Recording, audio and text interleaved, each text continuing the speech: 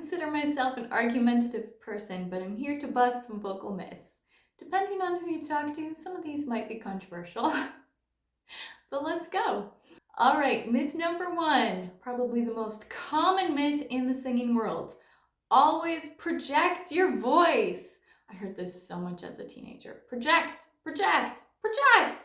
And I was like, how? I'm trying. I don't know what to do. Tell me what to do, because I feel like I'm singing as loud as I can. So, two components to this. First of all, it's not always possible to project your voice. This is especially true among teenage singers. Teenage singers, their voices are still growing and developing, and their vocal folds actually don't often come together and seal. Often they'll sing with a slight crack between their vocal folds because they haven't fully matured and grown. So they have some air constantly escaping through little cracks in their vocal folds, commonly called a glottal chink. So some adults who haven't learned pressed phonation yet, haven't learned to press their vocal folds together to get the right amount of pressure when they're singing, might also experience this breathiness until you learn that coordination needed for the edges of the vocal folds to come together and oscillate and get that clear vocal tone that we're looking for. So that's kind of an aside, but it is related to projecting because it might not be physically possible to project your voice depending on the physicality that you're working with. Second part of this is all styles are not going to require you to project your voice. Most styles nowadays, contemporary styles, are mic'd, and the expectation is you let the mic do the work for you. And that's where you can get these beautiful breathy tones.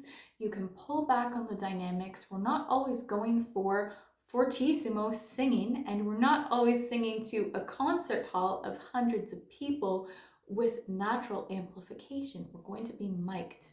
If you're in a classical setting, if you're in an operatic setting, of course you need to project and rely on your acoustic amplification, but most contemporary styles, this just isn't true anymore. You don't want to project your voice to the extremes so that you're always singing loud and filling a concert hall. A lot of styles now use nuance and they use softer, breathier qualities, and that is perfectly okay. It gives us different tonal qualities, different stylistic effects. So think more about the style you're singing and the color and the tonal effect that you're going for. Think of that above project, project, project. If I'm singing, I remember tears streaming down your face when I said I'd never let you go. If I project that, I remember tears streaming down your face when I said, it just does not have the same effect, right? Like, come on, really? Second big myth, always drop your jaw. You may have heard of try to put 4 fingers in your mouth. Pretend that you're eating a huge potato and you have a huge potato in the back of your mouth. Open your mouth as far as you can when you're singing. There are contexts when this is appropriate and necessary to create the space inside your mouth, mostly related to topic number 1 of projection, where if you're looking to get a tall, dark tonal quality, it is necessary to open up that space inside your mouth. However, you'll notice I am not maximizing how much I'm dropping my jaw when I'm doing this. I'm creating the space inside my mouth, which actually requires a smaller space on the outside of my mouth. So it's so interesting. I encountered this a lot within a more classical training realm. You often will hear drop your jaw, and it's actually within classical training with this tall open space that we do not want to drop our jaw because it's going to cause all kind of tension and TMJ issues in your jaw. I had a couple years where I was really struggling with a lot of pain in my jaw, and it was even clicking sometime like TMJ, which you do not want as a singer. But then I realized it was because I was following this advice of dropping my jaw, and I was forcing it open to the extreme, trying to create this space. And then I was like, why am I doing what I'm supposed to do? And I still can't get enough space in my mouth. And it's because I later learned you want the space inside your mouth, smaller opening here. Now, obviously we do have to open our mouths to sing, to let out the sound. So you also don't want, that's not going to create the space we need either. We do need to open our mouth, but not necessarily drop it to the extreme. Definitely not forcing the jaw down. That is not what we're looking for. It will not create freedom in your singing, and it will not give you the agility and flexibility that you need.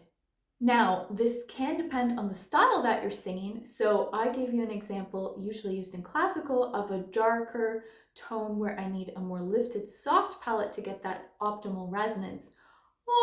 However, in musical theater, we're looking for more of a megaphone shape. So in this case, I have a smaller space at the back of my mouth, larger space at the front. So I have more of that megaphone shape. And in this case, I am dropping my jaw more. I'm not pushing it down. I'm not forcing it down and getting 5 fingers in my mouth, but I am creating more of a megaphone shape to create that resonance and that acoustic space that I need for this brighter, clear tone. Versus so it all works together. Then of course we have everything in between. When we're singing more contemporary pop styles, then you want to open your mouth enough to let the sound out, but just go with whatever creates the resonating space. Usually it's going to be a bit of a wider shape. But I'm still opening my mouth enough to get that clarity of tone that I want. It's going to be a little bit more closed if it's going to be a breathier tone. Really just play with the shape to get the tone quality that you want, but do not feel forced to put a potato inside your mouth or pull the jaw down and cause a bunch of tension. That is not what we want. Okay, third myth I want to bust today is that we should always keep our vocal tone consistent and the same throughout our lyrical music lines. Again, this is going to be true in classical music. In classical music, we're looking for the ideal of, if you're singing a whole line, you're using a balanced tone, your chiaroscuro, your bright and dark is balanced in your voice, and you're trying to keep that musical line connected and very much equalized in tone so that it doesn't sound like you're constantly going between bright and dark. If I'm singing any other style, this generally does not apply because it's this interplay between breathy and between darker chest resonance and brighter clarity in my tone. Whatever you're going for, it's the interplay between them that helps us express the text and bring out the importance of different words. So you don't want that seesaw effect where every other note you're switching between different resonances. But at the same time, you do want the freedom to bring out different words and to pop out different meaning and emotion in the text by changing your vocal tone. She is lonely most of the time. So there's an example of how I played with different tonal colors within one phrase to bring out the expressivity of the text. Let the storytelling lead the way. Whatever story you're trying to tell with the text, use your tonal quality to help enhance that storytelling. Okay, these are 3 top myths that I encounter almost every week. If you have others that you want to share, feel free to drop them in the comments. If you liked this, remember to subscribe and let me know if you have future topics you'd like me to cover. Thanks for watching.